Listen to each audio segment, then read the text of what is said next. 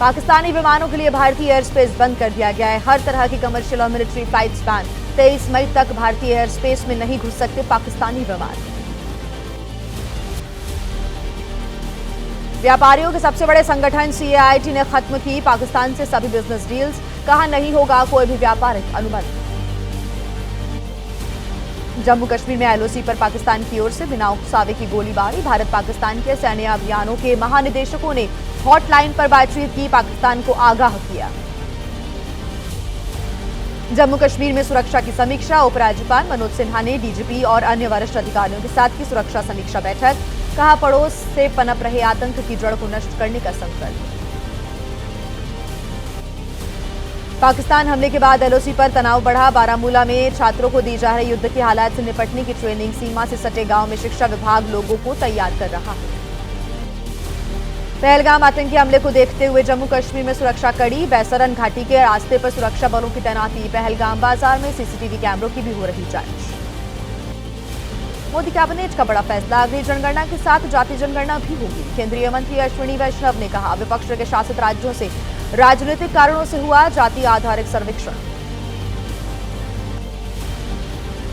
केंद्र सरकार का जातीय जनगणना कराने का फैसला। केंद्रीय गृह मंत्री अमित शाह ने कहा कांग्रेस और सहयोगी दलों ने सत्ता में रहते हुए हमेशा विरोध किया, विपक्ष में रहते हुए राजनीति की। पीएम मोदी का महाराष्ट्र, केरल और आंध्र प्रदेश का दौरा। राष्ट्र को बंदरगाह करेंगे समर्पित। अमरावती को 58,000 करोड़ रुपए से अधिक लागत की परियोजनाओं की देंगे सौगात।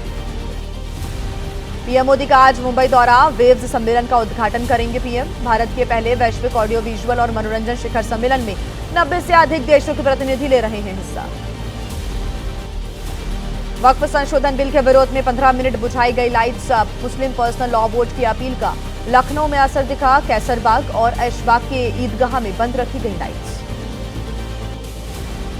राजनीतिक दलों को RTI के दायरे में लाए जाने की मांग हो रही है। मामले से जुड़ी याचिका पर आज सुप्रीम कोर्ट में सुनवाई होनी है। मामले पर केंद्रीय और चुनाव आयोग को देना है जवाब।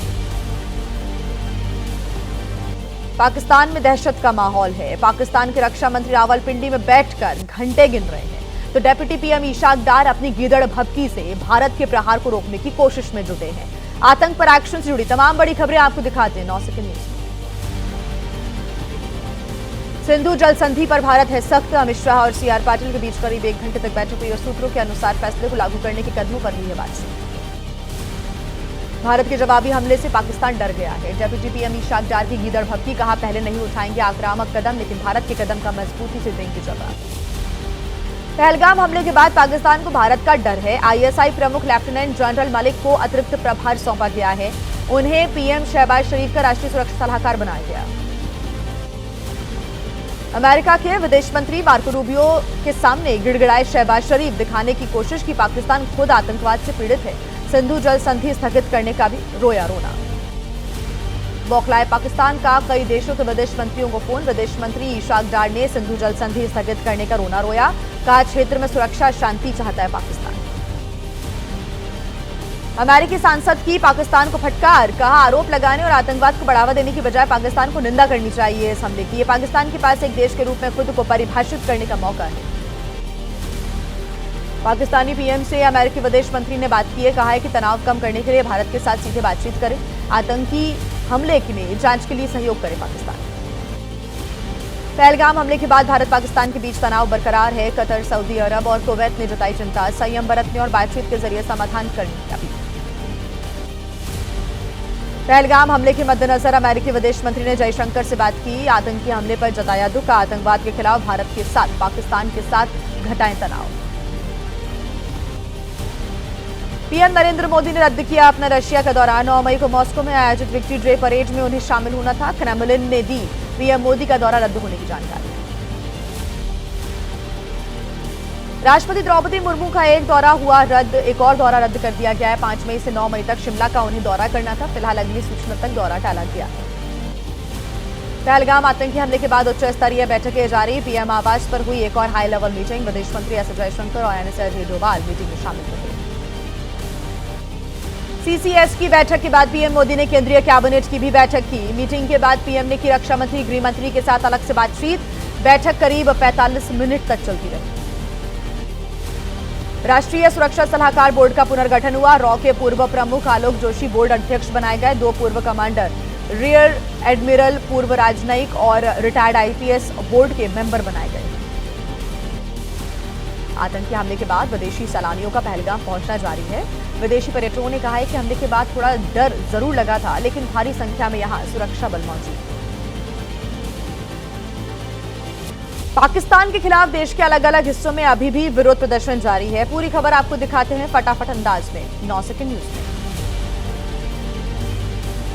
पहलगाम हमले के विरोध में आज मथुरा बंद। विश्व हिंदू परिषद ने सभी बाजार बंद रखने की अपील की है। हिंदूवादी संगठनों का भी बंद को मिला समर्थन।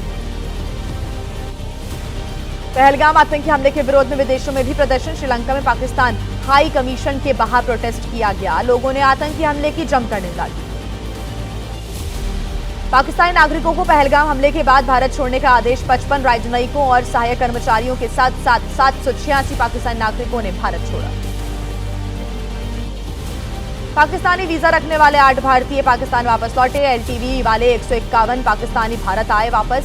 24 अप्रैल से अब तक 25 राजनयिक सहित कुल 1465 भारतीय स्वदेश लौटे। भारत छोड़ने की समय सीमा खत्म होने के बाद अटारी बॉर्डर पहुंचे पाकिस्तानी नागरिक। कहा, आतंकियों पर होनी चाहिए कड़ी कार्रवाई। एलटीवी के लिए किया था अप्लाई, अब भारत छोड़ने को कहा जा रहा। जम्मू के जहूर अहमद की पत्नी भेजी गई पाकिस्तान। जहूर के मुताबिक 1989 में हुई थी शादी, तब हालात बेहतर थे। रक्षंदा का पाकिस्तान में कोई नहीं, वहीं भारत की नहीं मिली है उन्हें नागरिकता। पाकिस्तानी नागरिकों को डिपोर्ट करने अटारी बॉर्डर ला रही है जम्मू कश्मीर पुलिस। पाकिस्तानी नागरिक सुमायरा को भारत में रहने की इजाजत मिल गई है। परिवार ने भारत सरकार को धन्यवाद दिया। 1.5 साल की पाकिस्तानी बच्ची को भारत में रहने की इजाजत मिली। राजस्थान के श्रीगंगानगर में मां के साथ रह रही थी बच्ची। मानवीय आधार पर अधिकारियों ने यह फैसला लिया। जम्मू कश्मीर के पूर्व मुख्यमंत्री गुलाम नबी आजाद ने एबीपी न्यूज से कहा, धर्म पूछकर हत्या, हमारी कश्मीरियत पर हमला। आतंकी हमले पर जताई गहरी चिंता। पहलगाम हमले में मारे गए शुभम के परिजनों से मिले राहुल। शुभम के पिता ने कहा, राहुल का आना हमारे लिए बड़ी सांत्वना, सख्त कदम की मांग को पहुंचाएं आगे। शुभम को शहीद का दर्जा देने की मांग हो रही है। शुभम की पत्नी ने राहुल से अपील की है। शुभम के पिता के अनुसार प्रियंका ने भरोसा दिया, सरकार से बात करेंगे। पहलगाम आतंकी हमले में मारे गए शुभम के परिजनों से मिले बिहार के राज्यपाल मोहम्मद आरिफ खान ने परिजनों को ढांढस बंधाया। परिजनों के अनुसार आतंकियों ने शुभम को सबसे पहले गोली मारी थी। पहलगाम आतंकी हमले को लेकर सुप्रीम कोर्ट में याचिका। आज कोर्ट करेगा मामले की सुनवाई। याचिका में सुप्रीम कोर्ट के पूर्व जज की अध्यक्षता वाले न्यायिक आयोग से जांच की मांग। पहलगाम हमले पर शिवसेना उद्धव गुट के नेता संजय राउत ने कहा, सेना है इसलिए भारत में कश्मीर, अगर मृतकों को देनी है असली श्रद्धांजलि तो प्रधानमंत्री गृह मंत्री के ऊपर करें कार्रवाई। मोदी सरकार ने देश में जाति जनगणना कराने का फैसला कर लिया है और विपक्ष इसे अपनी जीत के तौर पर देखता है, लेकिन सत्ता पक्ष को लगता है कि विपक्ष के हाथ से एक और मुद्दा निकल गया। पूरी खबर आपको दिखाते हैं 9 सेकंड न्यूज में। जाति जनगणना के फैसले पर राहुल गांधी ने कहा कि हमने कहा था कि जातीय जनगणना करवाकर हम छोड़ेंगे। इसके लिए पूरे देश ने अभियान चलाया। 50% की दीवार को भी तोड़ेंगे। राहुल गांधी ने जाति जनगणना कराने के फैसले का स्वागत किया। टाइमलाइन की मांग की। कहा, तेलंगाना इसके लिए मॉडल स्टेट है, हम मुहैया कराएंगे बेहतर ब्लूप्रिंट। जाति जनगणना के फैसले का खरगे ने स्वागत किया। कहा, मैंने बहुत पहले चिट्ठी लिखकर मांग की थी, लेकिन आज उनको विचार आया। उम्मीद है कि जल्द देंगे जनगणना के लिए बजट।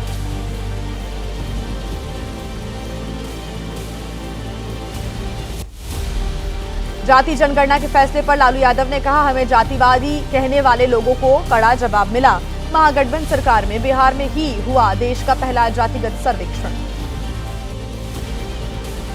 जाति जनगणना कराने के फैसले पर आरजेडी का जश्न, तेजस्वी यादव ने बताया इसको जीत। कहा, ये 30 साल पुरानी मांग है, हमारे पूर्वजों समाजवादियों और लालू जी की जीत है। जाति जनगणना कराने के फैसले को कांग्रेस नेता उदित राज ने बताया कांग्रेस की जीत। कहा कि सरकार को आखिर माननी ही पड़ी, जाति जनगणना कराने की हमारी मांग। समाजवादी पार्टी के प्रमुख अखिलेश यादव का बयान, जाति जनगणना का फैसला 90% पीडीए की एकजुटता की जीत है। सामूहिक दबाव की वजह से बीजेपी सरकार को मजबूरी में यह फैसला लेना पड़ा।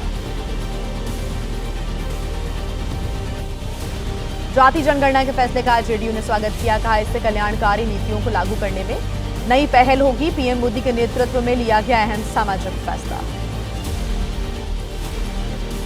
जाति जनगणना कराने के फैसले पर बोले बिहार के डिप्टी सीएम सम्राट चौधरी। बिहार की तरफ से पीएम मोदी का धन्यवाद। बिहार और देश पीएम को आज कर रहा है याद। जाति जनगणना कराने के फैसले को मायावती ने बताया सही कदम। कहा कि बीएसपी इसकी लंबे समय से मांग करती आ रही है। उम्मीद है कि सरकार फैसले को समय से लागू करवाएगी। बीजेपी के सहयोगी दल टीडीपी के नेता एन चंद्रबाबू नायडू ने जाति जनगणना कराने के फैसले का स्वागत किया है। कहा, हाशिए पर पड़े समुदायों की जरूरतों को पूरा करेगा ये फैसला। केंद्र सरकार करवाएगी जाति जनगणना। वहीं आरएसएस नेता भैयाजी जोशी ने इस पर कहा है कि देश के लिए जो जरूरी है वो किया जाना चाहिए। प्रकाश आंबेडकर का केंद्र सरकार पर आरोप। जाति जनगणना का फैसला आतंकी हमले के मामले पर जनता को गुमराह करने की साजिश है। आम आदमी पार्टी का आरोप, जाति जनगणना पहलगाम मुद्दे से ध्यान भटकाने की कोशिश है। अनुराग ठांडा ने पूछा कि क्या बीजेपी सवालों से भाग रही है कि आतंकी 250 किलोमीटर अंदर घटना को अंजाम देकर आखिर कैसे भाग गए। और 9 सेकंड न्यूज में अब राजनीति की बाकी बड़ी खबरों पर आपको नजर डलवा देते हैं फटाफट अंदाज में। 9 सेकंड न्यूज में देखिए। वक्फ संशोधन कानून के विरोध में ओवैसी के घर पर लाइट्स बंद रही। एआईएमआईएम प्रमुख ने कहा, विरोध के जरिए मोदी सरकार को संदेश दिया गया है, वक्फ बोर्ड को बर्बाद कर देगा ये कानून। वक्फ संशोधन कानून के विरोध में ब्लैकआउट प्रोटेस्ट। मौलाना खालिद रशीद फिरंगी महली ने कहा कि पूरे देश में 15 मिनट तक मौन विरोध किया गया। सभी मुस्लिम इलाकों में मस्जिद से लेकर घर, दुकान, सब कुछ यहां पर लाइट यहां पर बंद रही है। वक्फ कानून के विरोध में प्रदर्शन हुआ। किशनगंज में मुस्लिम समाज के लोगों ने अपनी घर की बत्तियां भी बंद रखी। जमशेदपुर में अंधेरे में डूबे रहे मुस्लिम समुदाय के लोगों के घर 15 मिनट तक बत्तियां बुझी रही। वक्फ संशोधन कानून के विरोध में यूपी में भी प्रदर्शन हुआ। अमरोहा, बागपत, मुरादाबाद में लाइटें बंद रखकर दर्ज कराया गया विरोध। रात 9 बजे से 9:15 तक सभी की लाइटें बंद रही। वक्फ संशोधन कानून के विरोध में ब्लैकआउट रहा। जयपुर की मुस्लिम बस्तियों में भी ब्लैकआउट का असर देखने को मिला। शादी समारोह में 15 मिनट के लिए लाइटें बंद रखी गई। मोबाइल लाइट से किया गया मेहमानों का स्वागत। आरएलडी के बड़े नेता वसीम राजा ने छोड़ी पार्टी। आज अखिलेश यादव की मौजूदगी में समाजवादी पार्टी को वो ज्वाइन करेंगे। आरएलडी के स्टार प्रचारक रहे वसीम ने कहा है कि अब आरएलडी में किसान नौजवान विरोधी काम हो रहा है। सांसद रामजिलाल सुमन पर हमले का विरोध। समाजवादी पार्टी का उत्तर प्रदेश में आंदोलन होगा। राज्य के हर जिले में प्रदर्शन। राष्ट्रपति को सौंपा जाएगा ज्ञापन। यूपी की राजनीति में शुरू हुआ पोस्टर वॉर। लखनऊ में समाजवादी पार्टी के कार्यालय के बाहर लगे अंबेडकर के पोस्टर। स्लोगन में लिखा गया, सामाजिक न्याय का राज। ममता बनर्जी से मिले बीजेपी नेता और बंगाल बीजेपी के पूर्व अध्यक्ष दिलीप घोष। बोले, पार्टी की इजाजत की जरूरत नहीं। बंगाल बीजेपी अध्यक्ष सुकांत मजूमदार ने कहा, पार्टी नहीं करती समर्थन, ये उनका निजी फैसला। राज ठाकरे और उद्धव ठाकरे के एक साथ आने की चर्चा पर शरद पवार ने कहा कि अगर वो एक साथ आ रहे हैं तो अच्छी बात है, लेकिन इस पर टिप्पणी करने का आज सही मौका नहीं है। और आइए फटाफट अंदाज में देश की दूसरी बड़ी खबरें आपको दिखा देते हैं फटाफट अंदाज में। पंजाब हरियाणा के बीच जल विवाद। पंजाब के मुख्यमंत्री भगवंत मान ने कहा, हरियाणा ले चुका अपने हिस्से का पानी, अब पंजाब हरियाणा को एक भी बूंद अतिरिक्त पानी नहीं देगा। एसवाईएल मामले पर बोले हरियाणा के सीएम सैनी, ये पीने के पानी का मुद्दा है। अगर हरियाणा में कम होगा पानी तो प्रभावित होगी दिल्ली की पेयजल आपूर्ति। ग्रेटर नोएडा पहुंचे यूपी के चीफ सेक्रेटरी। जेवा एयरपोर्ट के रनवे और टर्मिनल का निरीक्षण किया। अधूरे कामों को जल्द से जल्द पूरा करने के निर्देश भी दिए। अहमदाबाद में नदी में डूबने से 6 बच्चों की मौत हो गई। नरोडा के 4 और कनीज गांव के 2 बच्चे शामिल। कनीज से गुजरने वाली नदी में नहाने के लिए गए थे बच्चे। बहराइच में अतिक्रमण के खिलाफ बड़ी कार्रवाई। 100 से अधिक जगहों पर बुलडोजर की कार्रवाई हुई। सरकारी जमीन पर किए गए अवैध कब्जे को हटा रहा प्रशासन। मध्य प्रदेश के दमोह में ट्रक की चपेट में आकर बाइक सवार की मौत हो गई। हादसे से गुस्साए लोगों ने ट्रक में आग लगा दी। ट्रक और उसमें लदा हुआ लाखों का माल जलकर राख हो गया। ड्राइवर हुआ मौके से फरार। बागपत में एसपी जिला अध्यक्ष रविंद्र यादव के खिलाफ एक और मामला हुआ दर्ज। रविंद्र यादव पर पीड़ित लड़की और उसके परिवार को जान से मारने की धमकी का आरोप है। डर की वजह से पीड़ित लड़की ने कोर्ट में बता दिया बयान। पीड़ित युवती का आरोप रविंद्र यादव के भाई सत्येंद्र यादव ने शारीरिक शोषण किया। बागपत कोतवाली में दोनों भाइयों के खिलाफ दर्ज हुआ था मामला। सत्येंद्र यादव को पुलिस ने गिरफ्तार किया था। नैनीताल में नाबालिग लड़की के साथ दरिंदगी का आरोप, हिंदू संगठन के लोगों ने हंगामा किया, आरोपी के खिलाफ सख्त कार्रवाई की मांग की, आरोपी धर्म विशेष का होने पर भूखे हुए। और आइए 9 सेकंड न्यूज में आप देश के अलग अलग राज्यों की बड़ी खबरें आपको दिखा देते हैं फटाफट। दिल्ली हाट में लगी भीषण आग, मौके पर पहुंची फायर ब्रिगेड की 13 गाड़ियों ने आग पर काबू पाया, लाखों के नुकसान की यहां पर आशंका। आग लगने की वजह से कई दुकानें जलकर खाक हो गई। दिल्ली टूरिज्म की 25 दुकानें जली, तो वहीं हैंडलूम हैंडीक्राफ्ट्स की दुकानें भी जलकर खाक। मेरठ में भी दिखा आग का तांडव, सड़क किनारे बनी दुकानों में आग लगी, धू धूकर जली लकड़ी के सामान वाली दुकानें, तो वहीं शॉर्ट सर्किट के कारण यह आग लगी है। मध्य प्रदेश के खरगोन में दूल्हा दुल्हन की कार में आग लग गई, समय रहते कार से बाहर कूदकर दूल्हा दुल्हन ने अपनी जान बचाई, टायर फटने के दौरान कार में आग लग गई। सीहोर में पूर्व पार्षद के मकान में भीषण आग लगी, हादसे में 2 कार 4 बाइक जलकर हुई खाक, फायर ब्रिगेड की टीम ने आग पर काबू पाया। जम्मू कश्मीर के अनंतनाग में जंगल में भीषण आग लगी, जंगल में खड़े बेशकीमती पेड़ आग में जलकर खाक हो गए, गर्मी बढ़ते ही जंगलों में आग लगने की घटनाएं बढ़ गई हैं। अलवर के अकबरपुर इलाके में जहरीले शराब पीने से 7 लोगों की मौत हो गई, 26 अप्रैल से शुरू हुआ था मौत का सिलसिला, एक कर 7 ग्रामीणों की जान चली गई। अधिकारियों ने कहा जांच के बाद साफ होगी मौत की सही वजह। सोनभद्र में वक्फ की संपत्ति बताकर किया गया फर्जीवाड़ा, जमीन पर कराया गया 22 दुकानों का निर्माण, आरटीआई के जरिए उजागर हुई धांधली, आरोपी मुश्ताक अहमद पर एफआईआर दर्ज करने का आदेश। बहराइच में कब्रिस्तान की जमीन पर बना मदरसा सील किया गया, मदरसा संचालक के पास नहीं मिले वैध दस्तावेज, अब तक 8 मदरसों को सील किया गया है। जम्मू कश्मीर के उरी में स्कूली बच्चों को दी जा रही है ट्रेनिंग, एलओसी से लगते इलाकों में युद्ध की स्थिति में सुरक्षा उपायों के बारे में दी जा रही है जानकारी। यूपी के महोबा में पानी का संकट है, शेखुनगर मोहल्ले में पिछले काफी समय से पानी का संकट है, 4000 की आबादी में बूंद बूंद पानी को तरस रहे लोग, गर्मी के मौसम में और गंभीर हो गई समस्या। जमशेदपुर की शांभवी जायसवाल ने आईसीएसई बोर्ड की 10वीं की परीक्षा में हासिल किए पूरे 100% अंक, शांभवी सभी विषयों में 100% मार्क्स लाकर टॉपर बनी। झांसी में बैलगाड़ी पर हुई दुल्हन की विदाई, शादी को यादगार बनाने के लिए इंजीनियर दूल्हे ने दुल्हन को बैलगाड़ी पर लाने का फैसला किया।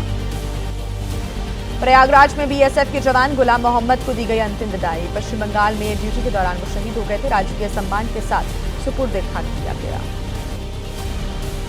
बिहार के हाजीपुर में 65 साल के हाथी सुंदरकली की मौत हो गई, लोगों ने पूरे सम्मान के साथ हाथी का अंतिम संस्कार किया। सुंदरकली के ऊपर लालू यादव ने भी कभी की थी सवारी।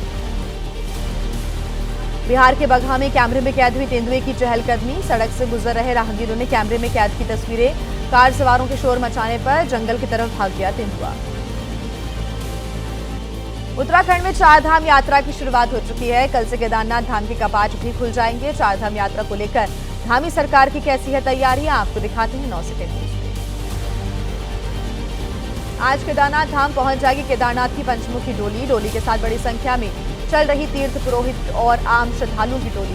कपाट बंद होने के बाद हर साल शीतकालीन गद्दी स्थल आते हैं बाबा।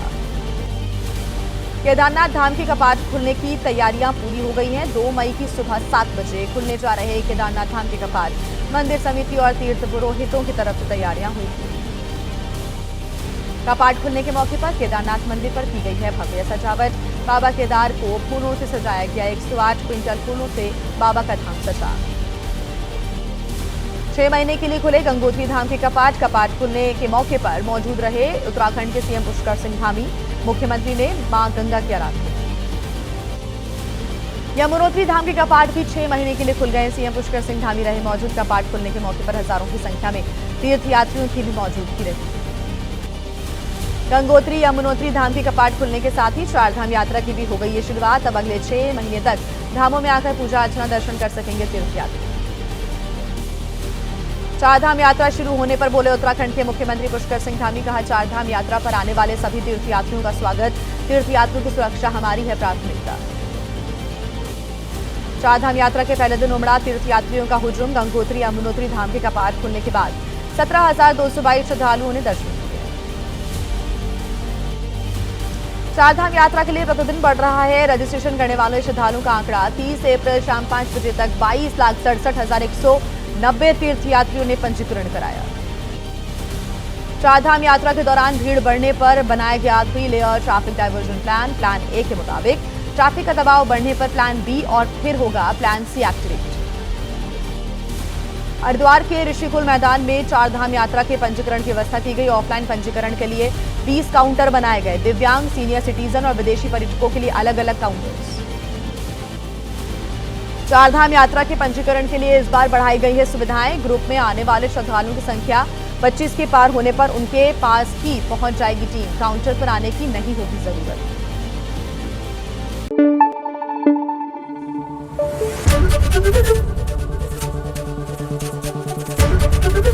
एबीपी न्यूज आपको रखे आगे।